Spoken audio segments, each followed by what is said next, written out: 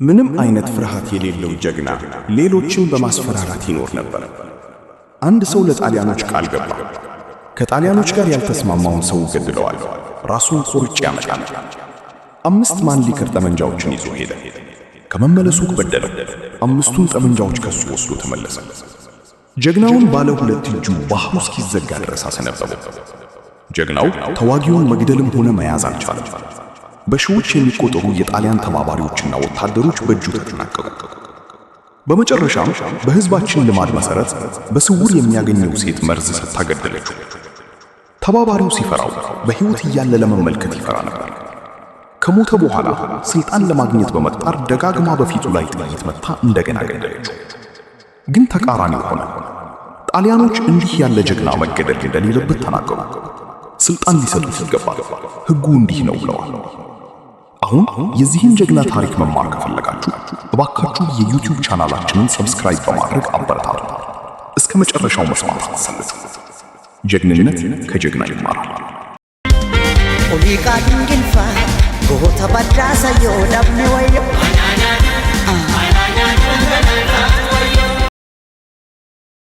እሱ የኦሮሞ ተወላጅ ነው። ኦሮሞ ተወልዷል። በምዕራብ ኦሮሚያ በቂሌም አካባቢ ይኖር ነበር። የዘር ግንዱ ስዩ ላሉ 6 ጎሳዎች ነው። ምንም እንኳን ሙሉ ስሙ በዛሬው ታሪካዊ ምርምር ሊታወቅ ባይቻልም ሙሉ ስሙ ኦሊቃ ድንጊል ቦካ ይባላል። የትውልድ ቦታው በቄሌም ወለጋ ያማሎጊ ዋላል ጉራቲ ዋላል መንደር ዴንታ ጋሬ በሚባል ስፍራ ነው። ምንም እንኳን የትውልድ ዘመኑ በትክክል ባይታወቅም ዘመኑን ከሚያውቁ ሰዎች እንደተገለጸው መረጃዎች እንደሚያሳዩት ምናልባት ከ1890 ዓመት መቶ ክፍሌ በኋላ እንዳልሆነ ይጠቁማሉ። ኦሊቃ ድንጊል በካህናት ትምህርት ቤት እንደተማረ ታሪኩ ያረጋግጣል። ካደገ በኋላ እድሜው ለስራ ከበቃ በኋላ በንጉሠ ነገሥት ኃይለ ሥላሴ መንግስት ተቀጥሮ ይሰራ ነበር። የዚህ ጀግና ስራ የመንግስት ግብር መሰብሰብ ነበር። ብዙ ጊዜ ይጓዝባቸው የነበሩት ገበያዎች አሺ፣ ሙጊ፣ ሻባል እና ቃቂ ይጠቀሳሉ። መረጃዎች እንደሚያመለክቱት የመኖሪያ ቦታው በዳምቢዶሎ ከተማ ቪላጅ 03 ነበር። ኦሊቃ ጋና ታዋቂ አሻና ከምትባል ከጊዳሚ ሚስት ጋር ይኖር ነበር። በአጠቃላይ ኦሊቃ ለአገሩ የሚያስብና የሚያዝን ሰላማዊ ዜጋ ነበር። በዚህም ምክንያት በኦሮሞ ሕዝብ ዘንድ በጣም ይወደድ ነበር። የጣሊያን ቅኝ ገዢዎች መጋቢት 23 1929 ዓመት መቆጣጠር አገራችንን ገብተው በኃይል ሲይዙት ከአንድ ዓመት በኋላ እነዚህ ቅኝ ገዢዎች በህዝቡ ላይ የሚያደርሱትን ጫና ለመቃወም ወደ ጫካ መግባቱን ታሪክ ይመሰክራል። የጣሊያኖችና የሰሜን ጨቋኞች በአገሪቱ ውስጥ በሚኖሩ ህዝቦች በተለይም በኦሮሞ ላይ በሚፈጽሙት ድርጊት ምክንያት የህዝቦቹ ኑሮ፣ ባህልና ክብር መበላሸት ጀመረ። በዚያን ጊዜ ጣሊያኖች አንዳንድ ዜጎችን በቁቦ በማሳሳት ባንዳ፣ የኦሮሞ ተባባሪዎች በማለት ጠርተው ተከታዮችና አስተርጓሚዎች አድርገው ይጠቀሙባቸው ነበር። እነዚህ ተባባሪዎችና ጣሊያኖች ድርጊት ኦሊቃን ብቻ ሳይሆን ብሔራቸውን የሚወዱትን ሁሉ ይጎዳ ነበር። ምንም እንኳን በህዝቡ ላይ የሚደርሰው ጭቆና ከጊዜ ወደ ጊዜ እየሰፋ ቢመጣም የኦሊቃ ድንጊል እናት አዲጋና ታዋቂ ሙሚና አሻና ላይ በደረሰ ጊዜ ኦሊቃው ቀድሞ የነበረውን ቁጣ እንደጨመረበት ይነገራል። ኦሊቃ ድንግልፋ ጎታ ባዳሳ ዮዳብኔ ወዮ በዚህም በላይ አንድ ቀን ባሻ ጋባዮ ዋልዴ የተባለው የጣሊያን ተባባሪና ኦሊቃ በአማርኛ ሲነጋገሩ ባሻ ጋባዮ ማንኛውም ኦሮሞ ሊናገረው በማይገባ እርግማን ኦሊቃን ሰደበው። በሌላ ቀን ደግሞ ባሻ ጋባዮ ዳባ ማሻ ከሚባል ሰው ጋር በማሴር ኦሊቃ የሰበሰበውን የግብር ገንዘብ ለግል ጥቅሙ አውሏል በማለት ከሰሰው። እንዲሁም ኦሊቃ ጠመንጃ ተደብቋል በማለት ለጣሊያን መሪ አመለከተው። በዚህ መረጃ ላይ በመመስረት ጣሊያኖች ኦሊቃን ያዙትና በእስር ቤት አስገቡት። በዚያው ሌሊት ኦሊቃ እስር ቤቱን ሰብሮ ወጣ። ወደ ትውልድ ቦታው ዴንታ ጋር ሄደ። ሴኮንድ የሚባል የቤልጂየም ጠመንጃ ገዝቶ ወደ ዳምቢዶሎ ተመለሰ። አንድ ሌሊት ባሻ ጋባዮን ገደለው። ወደ ባሻ ጋባዮ ቤት ሄዶ ሚስቱን ወደ ውጭ አውጥቶ አንቺ ባልሽን ታጣለሽ፣ እኔም ሚስቴን አጣው በማለት ስለ ባሏ ሞት ነገራት። ከዚያም ቤቱን ከውስጡ ንብረት ጋር አቃጠለው። ዳባ ማሻ የተባለውን ሰው በዳፊኖ ገበያ ዳምቢዶሎ ገደለው። እኔ ገደልኩት፣ ሌላ ሰው አትጠይቁ ብሎ ጽፎ በዛፍ ላይ ለጠፈ። ሴት ልጁንና ሚስቱን በጋንዱማ 03 ትቶ ሄደ። ከዚህ በኋላ ኦሊቃ ሻንቆ የተባለ የቀድሞ ትውውቁን ሰዎች ለጣሊያኖች አሳልፈው እንዲሰጡ በተገደዱበት ጊዜ ጠመንጃዎቹን ከነሱ ወስዶ ያዘውና አሰረው። ስለዚህ በጣሊያኖችና በተባባሪዎች ላይ እርምጃ መውሰድ ጀመረ። ኦሊቃን ወደ ትግል ከሚያነሳሱት ምክንያቶች መካከል አንዳንዶቹን መጥቀስ ይቻላል። ሚስተር ታፋሪ አላቤ ጎንቦ በማጫራ ሐይቅ ላይ እንደተሰቀለ እና ቃኒያዝማች ዶሳ አባ ቆሮ ጠመንጃ በመደበቅ ከፈረስ ጀርባ ታስሮ በቡራዩ ባቂ አባ ቦሮ በሚባል ስፍራ በጥይት እንደተገደለ መጥቀስ ይቻላል። ሉባ ማሞች ወርቃና ሉባ ጊዳዳ ሶላን ከንጉሠ ነገሥት ኃይለ ሥላሴ ጋር ግንኙነት እንደነበራቸው በመነገሩ ከፈረስ ጀርባ ታስሮ ወደ ጅማ አባ ጅፋር ተወስደው የሞት ፍርድ ተፈርዶባቸው ነገ ዘንድራ እንደሚገደሉ ሲጠበቁ ባልተጠበቀ ሁኔታ አምልጦ ወደ መኖሪያ አካባቢያቸው ተመለሱ። ኦሊቃ ድንግልፋ ጎታ ባዳሳ የወዳብኔ ወዮ ኦሊቃ ጋባዮን ገድሎ ከሄደ በኋላ አንድ ሌሊት ከሌሊቱ 5 ሰዓት ላይ የሚስቱን ሁኔታ ለማየት ወደ ቤቱ አቅጣጫ ሄደ። እሷ ተቀምጣ ጅርቢ እየሰራች ሳለ በስውር አዳመጠ። እሷም ታወድሰው፣ ኦሊቃ ኦ ነፃ አውጪ፣ ሞተህ ነው ወይስ በሕይወት ነህ? በሕይወት ካልክ አይጦቹ ለምን ይበተናሉ? ኦ የሆዴና የመጻፌ አባት አማሰኒ ምን አደረክብኝ ብላ አመሰገነችው።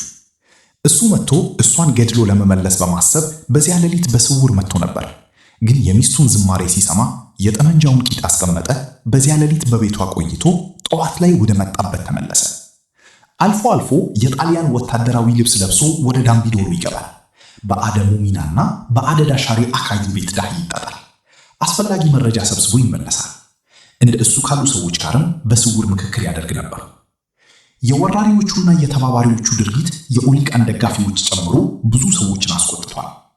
ኦሊቃ ተቆጥቶና ተስፋ ቆርጦ በአካባቢው ከሚኖሩ ደጋፊዎች ጋር ተዋግቷል።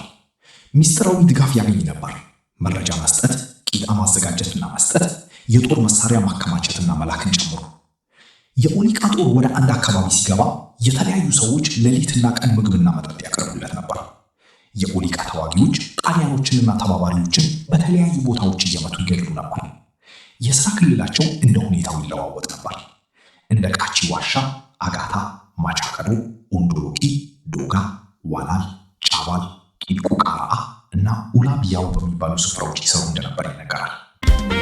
ኦሊቃ ድንግልፋ ጎታ ባዳሳ የወዳብኔ ወዮ ምንም ሆና በቅኝ ገዢዎች ላይ የተደረገው ጦርነት ቀንና ሁኔታ በጽሑፍ ባይገኝም ኦሊቃ ድንጊል በቅኝ ግዛት ተቃዋሚ ትግል ውስጥ ትልቅ አስተዋጽኦ እንዳደረገ በአፍ ታሪክ መረዳት እንደሚቻለው ይታወቃል። በራሱ ዘዴ ትልልቅ ድሎችን አስመዝግቧል። ለምሳሌ ጣሊያኖችና ተባባሪዎች ኦሊቃ አውሳ ነው ብለው ወደዚያ በሄዱ ጊዜ እሱ ከስር ተሸሽጎ መጥቶ ይገድላቸው ነበር። በኦሊቃ ጦርነት ከተገኙት ትልልቅ ድሎች መካከል በያማሎጊ ዋላል ወረዳ ፊንቾና ዱቢሲ በሚባሉ ስፍራዎች መካከል በጣሊያኖችና በኦሊቃ በተደረገ ጦርነት 30 ጣሊያኖች ሞተዋል። ይሁን እንጂ ታሪካዊ ነው ተብሎ የሚነገረው የድል ሜዳ ግን በወለጋ በታጆ ወረዳ የተደረገው ጦርነት ሲሆን በዚህ ጦርነት 750 ተባባሪዎች ኦሊቃን በመዋጋት ሞተዋል።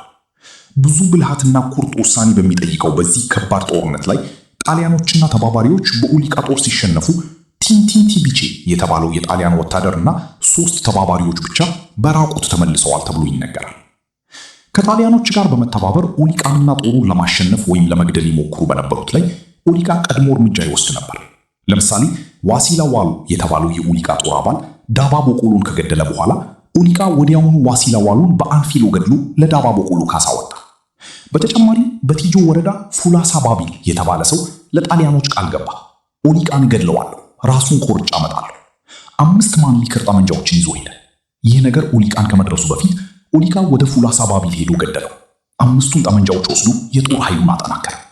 በብዙ ጦርነቶችም የጠላትና የደጋፊዎችን ሞት በቁጥር መቁጠር አስቸጋሪ ነበር።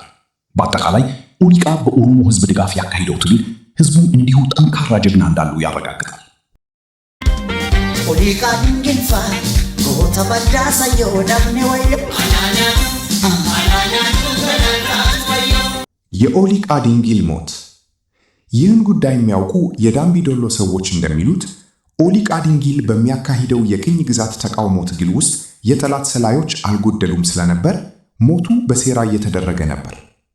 ኦሊቃ ከጫካ ሲመጣ መሳሪያዎቹን የሚያኖርበት በዳምቢዶሎ ከተማ ውስጥ አንድ ቤት ነበረው። በሌሊት ከ5 እስከ 10 ሰዓት ውስጥ እየመጣ ይቆይ ነበር። ወደ ጫካ ሲመለስ ደግሞ ጥይትና የሚያስፈልጉትን መሳሪያዎች ይወስድ ነበር። ኦሊቃ ጋር የሚሰራው ሰው ከጣሊያኖች ጋር ሚስጥራዊ ግንኙነት ነበረው። ጣሊያኖች እንዳይጠረጥሩት በየሌሊቱ ከጠመንጃው ጎን ተኝቶ ይተኛ ነበር። ታሪክ እንደሚናገረው ጧት ላይ በግቢው መግቢያ ላይ ጠመንጃ ተጭኖ ተኝቷል ሲባል ጣሊያኖች መጥተው ያዙትና አመጡት። ኦሊቃና ይህ ሰው አብረው ከተዘዋወሩ በኋላ ከዚህ ሰው ዘንድ ለኦሊቃ ገንዘብ በዛበት። አንድ ቀን ኦሊቃ ገንዘቡን እንዲመልስለት ሲጠይቀው ሰውየው ሲከለክል ኦሊቃ ረገመው። የኦሊቃ ድንጊል እርግማን የዚህን ሰው ልብ ስለቀደደው ኦሊቃ ድንጊልን የሚያውቁ ሰዎችን በገንዘብ መግዛት ጀመረ። በዚህ መንገድ ኦሊቃ በቃቺ ዋሻ ውስጥ ሳለ በሱ ላይ ጥላቻ ያደረቡ ሰውየው የኦሊቃ ሚስጥረኛ የነበረችውን ሴት የባቡሪ ዋጌ ሚስት በሚያምር ልብስ በመግዛትና ገንዘብ በመስጠት ገዛት። እንድትከተለውና እንድትመርዙ አዘዛት። በዚህ ሁኔታ ውስጥ አንድ ቀን የሱ ሚስጥረኛ የነበረችውን ሴት በግልጽ ለኦሊቃ መርዝ ተኮታኩቱ ሰጠችው። ኦሊቃ መርዙን ከጠጣ በኋላ ሰውነቱ ደከመ። ምግብ በሚበላበት ጊዜ ሴትየዋ እንደገና መርዝ የተቀላቀለበትን ምግብ አበላችው። ማስቲካ ተብሎ የሚጠራውን መጠጥም ከመርዝ ጋር ቀላቅላ አጠጣችው። ከዚህ በኋላ ኦሊቃ ደከመ። ተከታዮቹ ምን ማድረግ እንዳለባቸው ተደናገጡ። ሙሉ ቀን ሆኖ ታምሞ ቆየ። እንደ አቶ መኮንን ቶላ ጽሑፍ ኦዶ ቡታ በሚባል ስፍራ በዝናባማ ሌሊት ከሌሊቱ 9 ሰዓት ላይ መሞቱን ጽፈዋል። ኦሊቃ ድንግልፋ ጎታ በዳሳየው ዳብኔ ወይም ከጠላት ጋር ስምምነት የነበረውና በምግብና በመርዘዝ ዘዴ የሚያቀርበው ዋዳጆ የተባለው ሰው የኦሊቃን ሞት ሲያውቅ ጠመንጃ በመትኮት አፍንጫውን ሰበረ። ከዚያም ለጣሊያኖች እኔ ገደልኩት በማለት ተሰማኒነት ለማግኘት ሲል ዘገበ። የዚያ አካባቢ ሕዝብ የኦሊቃን ሞት ሲሰማ ትንሽም ሆነ ትልቅ ሁሉ ተሰብስቦ አለቀሰ። የቅኝ ገዢዎቹ መሪዎችም ከዳምቢዶሎ ሲመጡ ኦሊቃ አይደለም የሞተው ሌላ ሰው ነው በማለት ተጠራጠሩ። የተጠራጠሩበት ምክንያት ኦሊቃን ለማሰርና ለመግደል ለረጅም ጊዜ ሲሞክሩ ስላልተሳካላቸው ነበር። ከዚያ በኋላ ጋቫርኖ ዳዬ የተባለው የጣሊያን ኃላፊ የኦሊቃን ሬሳ ሲያይ ዋዳጆን ጮኸበት። ግድያውን አበላሽታችኋል፣ እንዲህ ያለ ሰው አይገደልም፣ ሾማችሁ የጦር መሪ ብታደርጉት ነበር አለ። ሬሳውን ወደ ዳምቢዶሎ ከተማ ካመጡ በኋላ የኦሊቃን ቤተሰቦች ጠርተው እሱ መሆኑን ወይም አለመሆኑን እንዲለዩ ጠየቁ። እሷም ሚስቱ ወይም እናቱ ቀደም ብሎ በእግሩ ላይ የነበረውን ምልክት ተመልክታ እሱ መሆኑን አረጋገጠች። ከዚያ በኋላ ጣሊያኖች ሬሳውን ፎቶግራፍ አንስተው በቦርቃ ወንዝ አጠገብ አውርደው ቀደም ሲል ብሔራዊ ሆር በሚባል ስፍራ ቀበሩት። ዋዳጆ ኦሊቃን እኔ ገደልኩት በማለት ተሰማኒነትን የተመኘው ወደ ጅማ ተወስዶ አንድ ቀን በማህበር ቤት ተቀምጦ ዳሂ ሲጠጣ የኦሊቃ ወንድም ልጅ እዚያው ገደለው። ኦሊቃ ድንግልፋ ጎታ በዳሳየው ዳብኔ ወይም ይህ የሳዮ ጫካ ጀግና አጭር ታሪክ ሌሎች ጀግኖችን ጨምሮ በሰፊው አልተጻፈም። ይህ ትውልዶች ታሪካቸውን ሳያውቁ እንዳይሞቱ ልናስብበት የሚገባ ጉዳይ ነው። ይህ መልእክት በተለይ ለኦሮሞ ምሁራንና አታሚዎች አቅምና ችሎታ ላላቸው ይመለከታል። ስለዚህ ትልቁ መልእክት የኦሮሞ ምሁራንና ጉዳዩ የሚመለከታቸው አካላት በእንደዚህ አይነት ጉዳዮች ላይ ትኩረት አድርገው መስራት እንዳለባቸው ይህ በትክክል የሚጠብቀው ስራቸው ነው። ውድ ተከታዮቻችን የጀግናችን ኦሊቃ ድንጊል ታሪክ የተወሰነውን ለእናንተ ለማቅረብ ሞክረናል። ትንሽም ቢሆን እንደምትማሩ ትልቅ ተስፋ አለኝ። በመጨረሻም እኛን ስለሰማችሁን እጅግ በጣም አመሰግናለሁ። እንደዚህ አይነት ታሪክ ለእናንተ ለማዘጋጀት የእናንተን እርዳታ እንፈልጋለን። የዩቲዩብ ቻናላችንን ሰብስክራይብ በማድረግ ቪዲዮዎቻችን ለሁሉም ሰው እንዲደርሱ በማጋራት አበረታቱን። ቪዲዮውን በምን ጉዳይ ላይ ልናቀርብላችሁ እንደምትፈልጉ ብትነግሩን በኮሜንት ጻፉልን። በሰላም ኑሩ። አመሰግናለሁ። በላፍ ኦሊቃ ድንግልፋ ጎታ በዳሳየው ዳብኔ ወይም